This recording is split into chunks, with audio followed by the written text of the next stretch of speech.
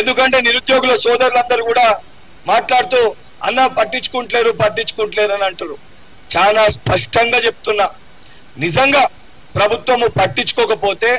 Last time ఉన్న డిఎస్సిని ఎందుకు post phone చేస్తుంది? ఆ ఖాళీగా ఉన్న డిఎస్సి డేట్స్ లో మళ్ళీ టెట్ ఎందుకు నిర్వహిస్తారు? నిర్వహించినాక చాలా స్పష్టంగా అకాడమిక్ ఇయర్ స్టార్ట్ అవుతుంది.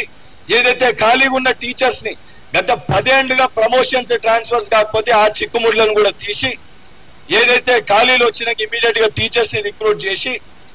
ఏదైతే చాలా స్పష్టంగా యుద్ధ ప్రాతిపదికన విద్యా వ్యవస్థని బలపరచాలి, విద్యా వ్యవస్థని బాగు చేయాలని ఒక సంకల్పంతో ముఖ్యమంత్రి గారు ఒక దృఢ సంకల్పంతో పనిచేస్తుంటే, స్పష్టత లేకుండా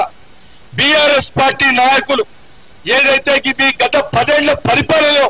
ఒక్క గ్రూప్ 1 నిర్వహించలేకపోయారు, ఒక్క గ్రూప్ 1 పరీక్ష సక్రమంగా నిర్వహించలేకపోయిన మీరు, పేపర్ లీకేజ్లకి కారకులైన మీరు,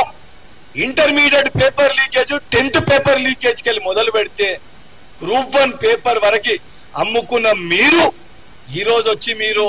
ఏదైతే సంబంధించి మా నిరుద్యోగ సోదరులని మీరు తప్పుదో పట్టించి వాళ్ళ జీవితాలతోటి చెలగాటమాడే ఒక ప్రయత్నం చేస్తారు. 100% మాకు చిత్తశుద్ధి ఉంది, మాకు స్పష్టత ఉంది. ఈ ఎగ్జామ్స్ నిర్వహించినాక ఎవరైతే స్టూడెంట్స్ కొంతమంది మాకు చదువుకోనికి సమయం సరిపోలేదని అంటుర్రో,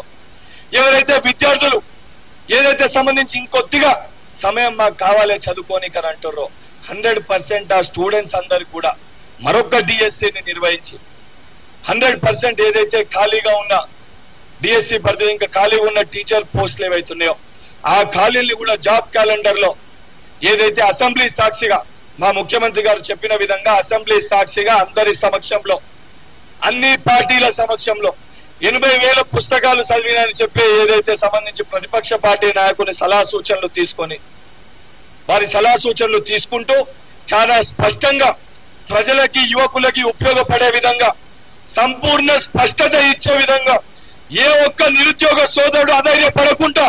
వారికి ఒక భరోసా కల్పించే విధంగా జాబ్ క్యాలెండర్ ని అందరి సమక్షంలో అసెంబ్లీ సాక్షిగా దాన్ని చర్చించి జాబ్ క్యాలెండర్ ని కూడా ప్రకటిస్తామనే ఒక చిత్తశుద్ధి కాంగ్రెస్ ప్రభుత్వానికి మా ముఖ్యమంత్రి గారికి ఉంది.